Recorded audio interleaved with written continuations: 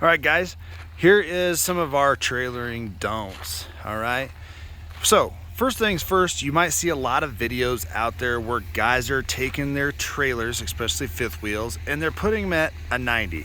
All right, a 90 means where this trailer is basically perpendicular to the back of this cab. Okay, don't do that. That is for big trucks that are built for that. Now the truck itself here is probably built well enough. The trailer, however, they're just not, okay? Trailer axles, trailer tires that are on your typical RV are very inexpensive and cheaply made. That's because they're not made for heavy duty service, heavy duty turning, heavy duty anything like that. They're made for just normal stuff. That's why most of your RV spots are going to be angled or pull through or simple back ends with tons of room. There is no reason why you should be kinking this front cap in a 90 to this cab. So a lot of people are like, well, will I hit? Do I need a slider hitch? What should I do? Well, I've never had a slider and I have a short bed truck. I don't like sliders because they're noisy and they move, and more moving parts, more room for failure. So I would say that this trailer itself should never be much more than, I don't know, definitely not 90. Just don't do it. Don't do it. You're damaging your axles and your tires, and you just don't know it yet.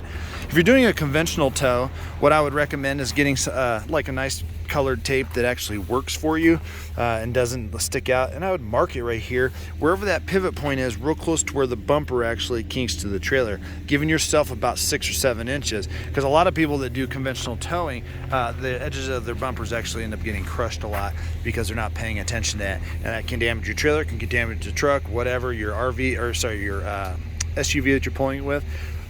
So just don't do that. Mark it if you're conventional towing so you know where that final pivot point is, giving yourself 6 to 8 inches, maybe a foot, before you crush your bumper or damage your trailer. Coming to fifth wheeling, don't put this in a 90-degree thing. It is not good on your hitch, it's not good on your axles, it's not good on anything. All right, enough harping on that, but I see so many guys out there be like, look how far I can turn my Superduty and look how far I can do.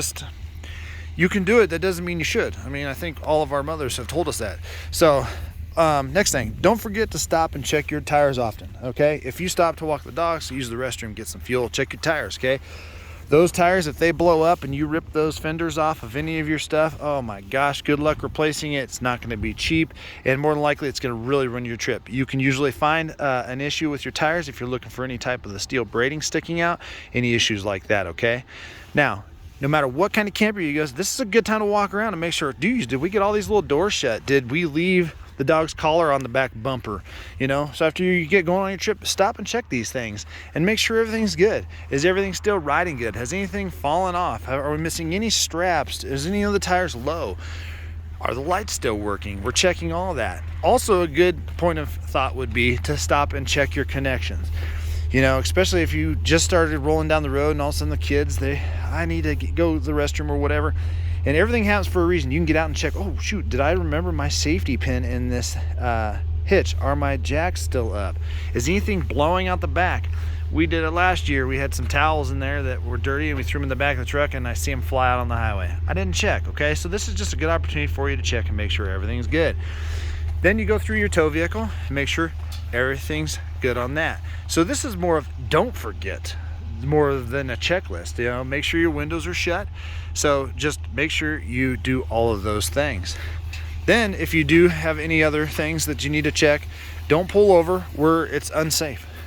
If you have to pull a little bit further to get to where it's safe, then that's what you got to do. So this is the don't do it list. It seems pretty simple, it's pretty easy, because the rest of the stuff, as long as you did your things to do list, you're golden.